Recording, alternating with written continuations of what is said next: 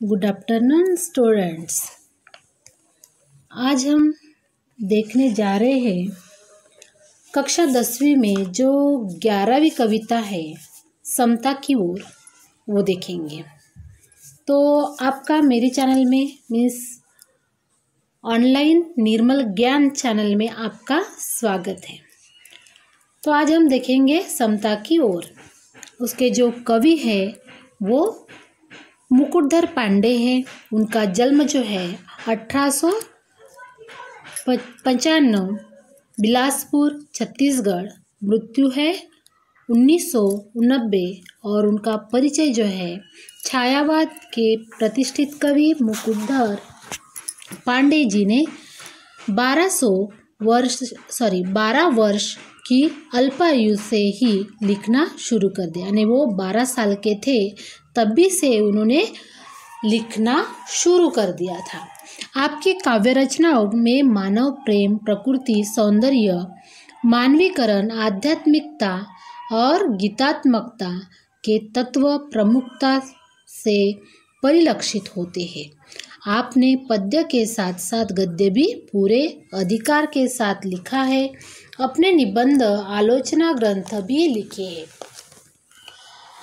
तो उनकी प्रमुख कृतियाँ जो है वो पूजा फूल, शैल बाला, लक्ष्मा, परिश्रम, मामा, स्मृतिपुंज, ये उनकी, और हृदयदान भी है निबंध। हाँ, तो ये उनकी क्या है, रचनाएं हैं। तो पद्य संबंधी जो है प्रस्तुत कविता में कवि ने शिशिर ऋतु में पड़ने वाली अत्यधिक ठंडक से परेशान प्राणियों, साधन संपन्न एवं अभावग्रस्त व्यक्तियों के जीवन यापन का सजीव वर्णन किया है। कवि का कहना है कि धनवान और निर्धन दोनों भाई भाई है और समाज में अमीरों को गरीब भाइयों की भलाई के बारे में अवश्य विचार करना चाहिए। तो आइए अभी हम कविता देखते हैं।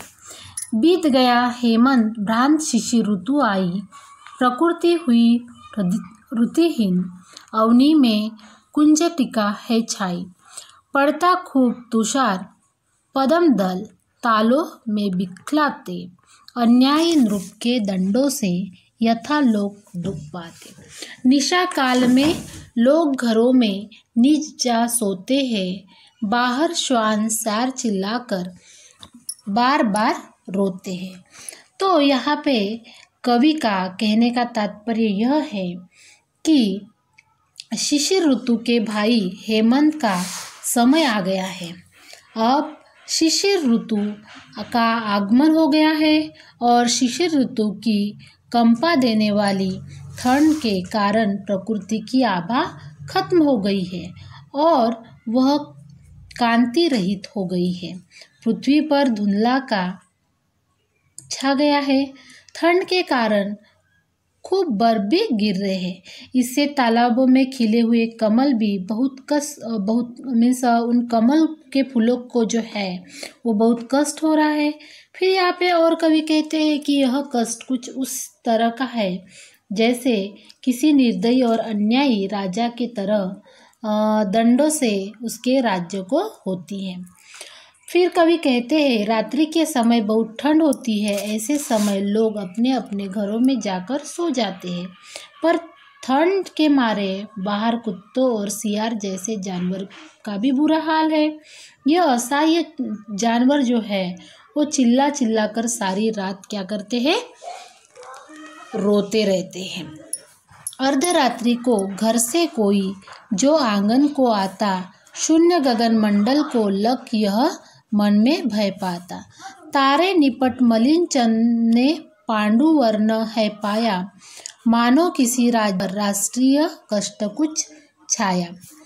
धनियों को है मौज रात दिन है उनके पोबारे, दीन दरिद्रों के मत्थे ही पड़े शिशिर दुख सारे। वे खाते हैं हलवा पूड़ी, दूध मलाई भाजी, इन्हें नहीं मिलती पर सूखी रोटी और न भाजी। तो यहाँ पे कवि कहते हैं कि आधी रात को यदि कोई व्यक्ति घट के आंगन में आकर निर्जन आकाश मंडल की ओर देखता है तो वहाँ का दृश्य जो है वो देखकर उसे डर लगने लगता है।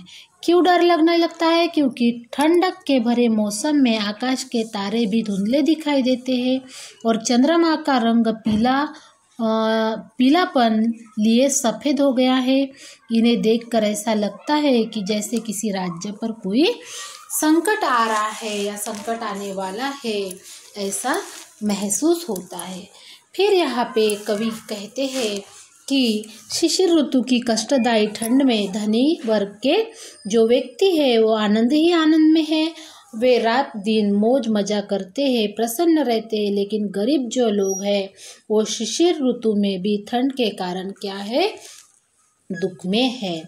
धनिक वर्ग के लोग हलवा पूड़ी ताजी दूध मलाई खाते हैं, लेकिन जो दरिद्री लोग हैं मीन्स गरीब लोग हैं वो सूखी रोटी और सब्जी भी उनके नसीब में नहीं रहती।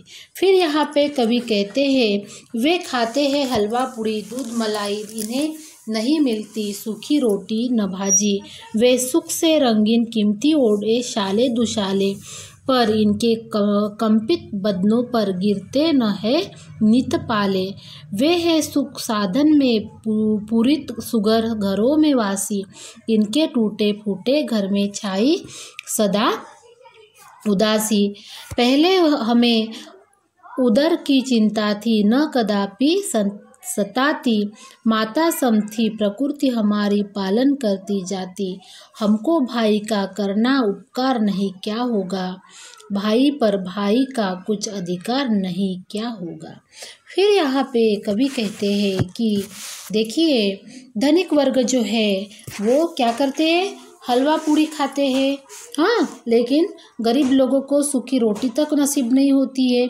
फिर धनिक लोग जो है वो ठंड के कारण क्या होती है, कीमती शाले दुशाले ओढ़ते हैं, पर इनके कंपित बदनों पर गिरते हैं नित पाले। यानी जो गरीब लोग हैं उनके बदन पर ओढ़ने के लिए कुछ भी नहीं मिलता है। फिर यहाँ पे कवि कहते हैं कि वे है सुख साधन के पूरित सुगर घरों के वासी। यानी वो लोग क्या है,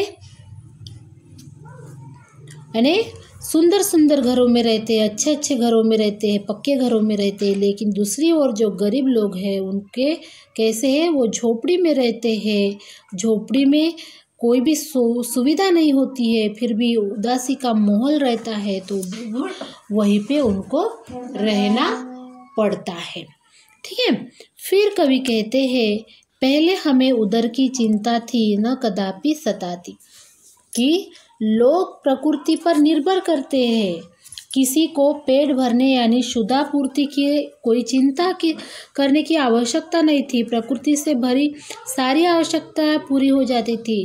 वह धरनी माता ही उनका क्या करती थी, पालन पोषण करती थी।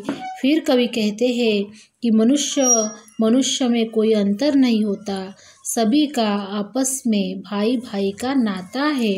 एक भाई का दूसरे भाई पर कुछ न कुछ अधिकार होता है, इसीलिए हमारे मन में एक दूसरे का उपकार करने की भावना होनी चाहिए। ऐसे यहाँ पे हमें कवि कहते हैं कि किस तरह से धनिक वर्ग को कोई चिंता नहीं रहती और जो गरीब व्यक्ति है, गरीब लोग हैं, उनको किस तरह से पेट से लेके सभी चीज़ों पर किस तरह से उनका जीवन जो है वह चिंतित व्यतीत होता है, वो यहाँ पे बताया गया है।